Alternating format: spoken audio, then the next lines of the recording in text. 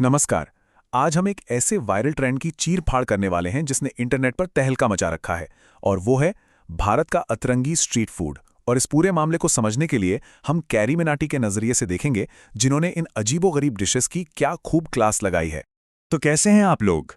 Carry Minati की शुरुआत की ये एक लाइन ही काफी है उस कुलिनरी कियोस्क की दुनिया में गोता लगाने के लिए जिसे हम आज देखने वाले हैं। कह सकते हैं कि ये तूफान से पहले की शांति है। तो हमारा पहला स्टॉप है कुलिनरी क्राइम सीन, यानी पाक कला अपराध की दुनिया।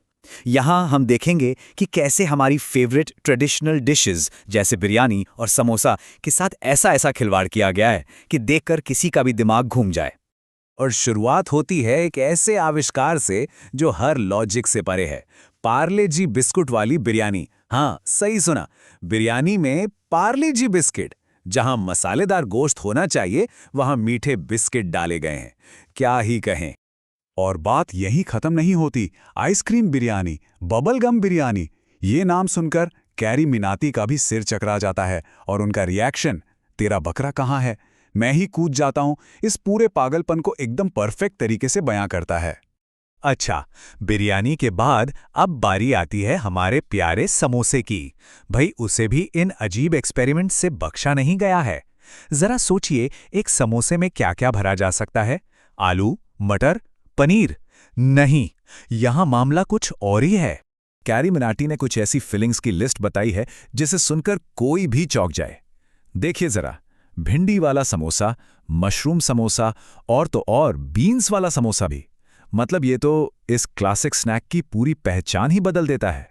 तो क्लासिक्स को बर्बाद होते देखने के बाद अब जरा उन डिशेस पर नजर डालते हैं जो मीठे और नमकीन को ऐसे ऐसे तरीकों से मिलाते हैं जिनके बारे में कोई सोच भी नहीं सकता। तैयार रहिएगा। तो पेश है गुलाब जामुन पिज्जा।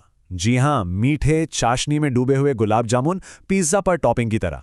और इसे बनाने वाले का तो दावा है कि ये एक खट्टा मीठा पिज्जा है।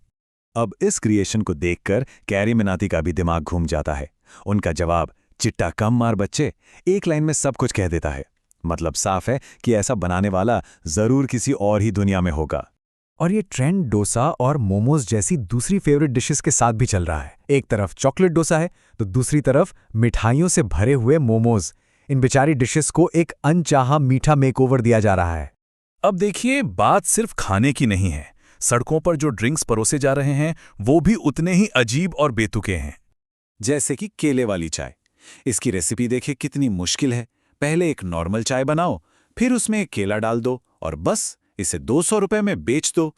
मतलब क्या ही लॉजिक है इसका।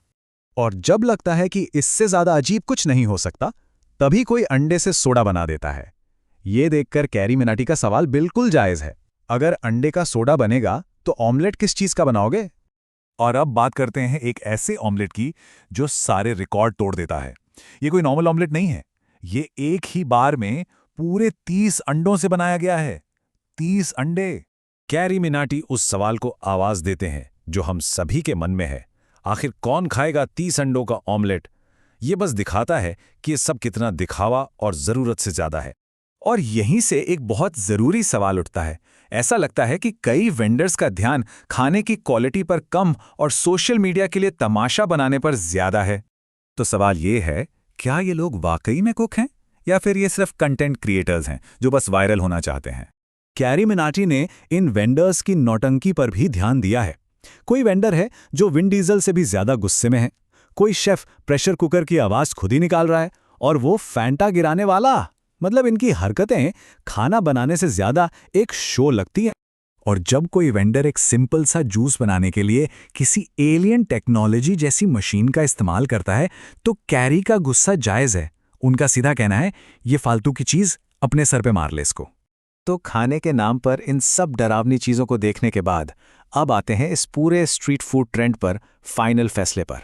मतलब इतना सब कुछ देख लिया, सारे मजाक और जोक्स एक तरफ, लेकिन असली सवाल तो ये है कि क्या ये खाना खाने लायक भी है? और आखिर में कैरी मिनाटी का फैसला बिल्कुल साफ है।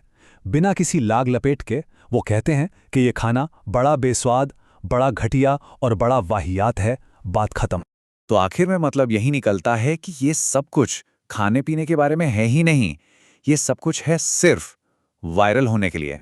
तो अंत में एक सवाल ये उठता है कि कुलिनरी इनोवेशन और सिर्फ कंटेंट के लिए तमाशा करने के बीच की लाइन आखिर है कहाँ? और इस वायरल होने की दौड़ में क्या हम असली स्वाद को कहीं पीछे छोड़ते जा रहे हैं? ये एक सोचने वाली बात है।